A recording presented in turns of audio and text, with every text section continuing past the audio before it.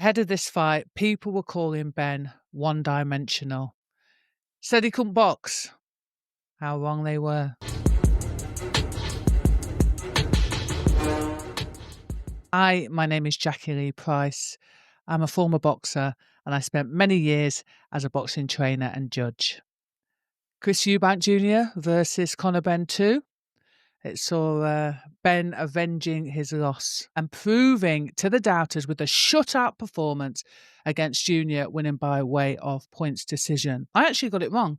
I thought it was going to be a closer fight this time around, but Ben totally dominated Junior. Round 1 and 2, Ben is straight out and he puts it right on Chris Eubank Jr., applying that front foot pressure. If you saw the preview, I did criticise his judgment of distance in the first fight, but everything seemed to be on point.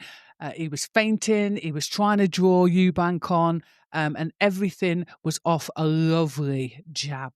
The nerdy side of me was thinking, okay, Ben, you're actually using it as a rangefinder. Chris Eubank Jr., he was firing back, he was putting together a good few combinations, but there was just no spite. And Ben was actually having a nice couple of feel-out rounds. He was prodding and poking, just seeing what Chris Eubank Jr. would bite on.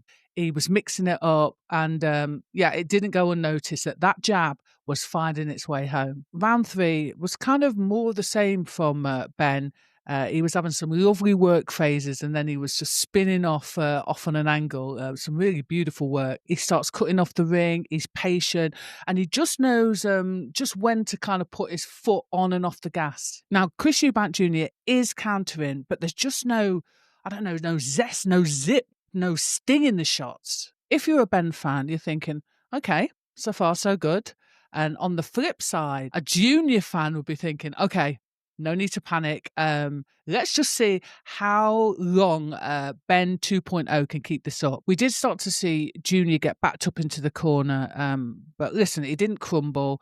He drew on his experience, and he actually came firing back with some beautiful combinations. He was cool under pressure, and you start thinking, okay, he's coming alive. That said, all 3 rounds went to Ben. Going into the 4th round, I've got to say, I was really, really impressed the way that Ben was controlling the distance and the tempo of the fight. And he keeps trying to detonate that right hand. So next couple of rounds, one of the things that I noticed that was dominant in the first fight was Chris Eubank Jr.'s jab. But last night, it was non-existent.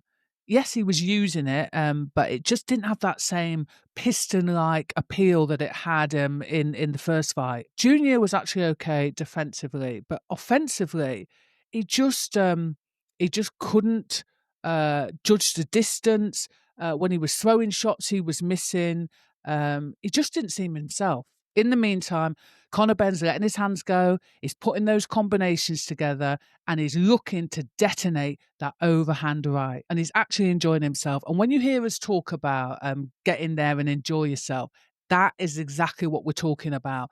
You know, he's smiling, he's soaking it up, and he's really feeling himself. So when Chris Eubank Jr. was on the back foot in the last fight, he was having so much success. But in this fight, he had minimal success. And like I said before, it just didn't have any zip or zap. And that's not me trying to be rude. You think, okay, the weight cut, is that affecting him? Or the war from the last fight, is that affecting him? And yet people can argue that Ben was in a war too, but he's the younger man. There really is something in the, aging in the ring. It's a real thing. Round 5, Conor Benn is literally stalking Chris Eubank Jr. And anything that he tries to get off, he just ties him up and shuts it down. You could see how difficult it was for Chris Eubank Jr. to get into any sort of rhythm. He looked laboured, using any kind of energy just to kind of defend himself, to be honest. Listen, we did see pockets of activity, but nothing of significance. It just kept getting shut down. What did you think of the fight? Drop your comments in the comment section below. Moving through the fight, Ben was getting super disciplined. He wasn't getting greedy. And like I said in the preview, his defense in the last fight was actually okay. He just wasn't doing any work off it. He wasn't countering off it. Most of that was because he was out of distance for a lot of the first fight. This time he was sharp. His hand defences, he's taking his head off the centre line, he's slipping and sliding, he's really in a flow. It was really difficult to see Chris Eubank Jr. fade throughout the fight. I think what Ben did, which was good, he kept him thinking, triggered, and that can be mentally exhausting. It's usually quite difficult to read Junior, but he was struggling. You could read it on his face. In the later rounds, Ben still looked strong. I think he could have actually probably finished Junior, but it felt to me like he'd almost set himself an agenda that he was definitely going to stick to the game plan this time. The word I would use for Junior is flat. You didn't want him to do anything reckless at that point, but he really did need to pull something out the bag and get a KO. And we saw it in the last fight. He can dig deep and he can pull something out when he really needs to. In the last fight, both fighters found the next gear in the championship rounds, not this fight. As Chris Eubank Jr. faded, Ben just got stronger and stronger. Going into the final round, Ben is dominant. He's calm. He's comfortable. And if you're a trainer of a kid who makes those types of adjustments, it really is a thing of beauty. Definitely the biggest shift was mental and everything else followed. I was at the weigh-in on Friday night and you could see he was enjoying himself. He was lapping up the crowd. He was playing to the crowd, but he looked just confident and comfortable. And if you're in the other corner, you're thinking, flipping out, this is a different Ben. Do you know what I mean?